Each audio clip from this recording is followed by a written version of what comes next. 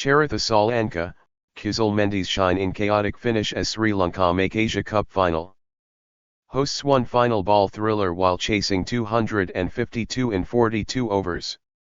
Sri Lanka 252 for 8, Mendis 91, Asalanka 49, Ifthikar 3-50, beat Pakistan 252 for 7, Rizwan 86, Shafique 52, Pathirana 3-65, by 2 wickets via DLS method. In a game of multiple compelling storylines, it was Charith Asalanka who stood tall in the end as Sri Lanka edged Pakistan out by 2 wickets in final ball thriller in Colombo. With it, Sri Lanka made it to their 11th Asia Cup final, where they will face India on Sunday.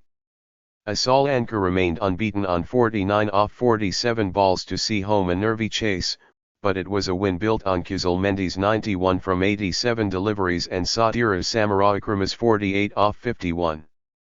Pakistan will look back at what might have been, as their injury-hit attack fought tooth and nail, and almost secured an unlikely come-from-behind win.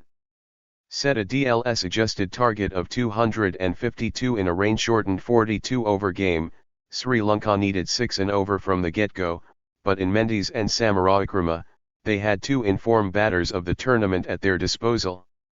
During their 100-run third-wicket stand, the game seemed Sri Lanka's to lose, as they knocked over the singles while also finding boundaries when required. Indeed, one of the features of the chase was that Sri Lanka never ran away with it, while at the same time keeping the required rate always at 6 or below. While this exuded a sense of control, it was also what allowed Pakistan the opening late in the game. Both Samarawickrama and Mendis fell against the run of play, each dismissed by the excellent Ifthikar Ahmed, who finished with figures of 3 for 50 in 8 overs. Samarawickrama came down the track and missed an arm ball to be stumped, while Mendis chipped a leading edge for Mohammad Harris to take a blinder at short extra cover, diving full length and grasping it centimeters off the ground. Sri Lanka needed 42 off 41 balls at this point with 6 wickets in hand, and while Dasun Shanaka fell shortly after, Dhananjaya De Silva kept Asalanka company as the requirement was whittled down to 12 from 12 deliveries with 5 wickets in hand at the start of the penultimate over. Enter Shaheen Shah Afridi, who had had an absolutely mediocre game up until then by his standards, 8 overs bowled, 48 runs conceded, and no wickets taken.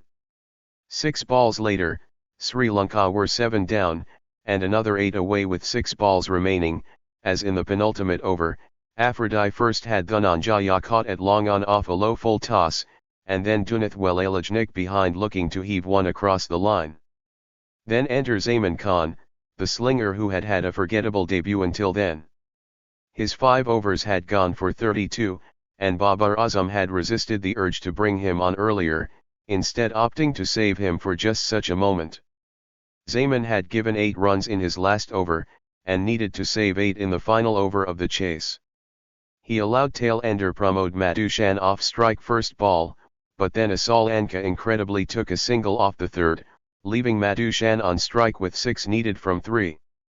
Pakistan had found a way into the game, and then an attempt to run a bye as the ball rolled away to the wicket-keeper saw a chaotic mix-up between Madushan and Asalanka. Thus, Madushan was run out at the non-striker's end. Sri Lanka, who were also a batter short after Mahesh Theekshana had suffered a hamstring injury in the field, then needed 6 from the 2 deliveries, and Pakistan were suddenly ahead. But then Lady Luck shone on Sri Lanka, as Asalanka edged a swipe between the wicket-keeper and short third for 4. 2 from 1 left, with a super over on the cards, but Asalanka turned an attempted Yorker behind square leg, as Sri Lanka and a packed Premadasa Stadium breathed a heaving sigh of relief. It was hardly the expected finish when the day had started with whether there would be any play at all. Heavy rain had seen the start delayed by nearly 2 hours, with Pakistan particularly dreading further interventions as only a win would suffice for them in terms of qualifying for the final. And when the rain inevitably arrived again, midway through their innings, it proved to be the catalyst for a nearly match-winning resurgence.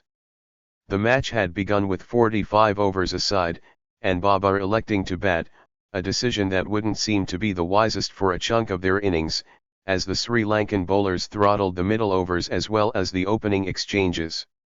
The first 5 overs brought a wicket and only 13 runs, while by the end of the 10th, Pakistan had just about crept up to 40. It was at this point that a brief period of acceleration took place, with Abdullah Shafique and Babar running well and finding regular boundaries. But when Babar lost balance to one that beat the bat off Walalaj, he found himself stumped for the 4th time in ODIs this year. This once more slowed down proceedings as Sri Lanka chipped away at Pakistan's soft underbelly. However, Shafique reached a maiden ODI 50, but threw his wicket away by top-edging a pull-off Mathesha Pathirana to deep square leg. Mohammad Rizwan was the only batter who looked to show any sort of intent in this period, but he too survived a couple of close calls, either of which, had they been taken, would have sharply changed the trajectory of the innings, and possibly the match. The first was a stumping opportunity, as he fell over trying to flick an arm ball from the Dhananjaya. Fortunately for Rizwan, Mendis behind the stumps couldn't gather cleanly.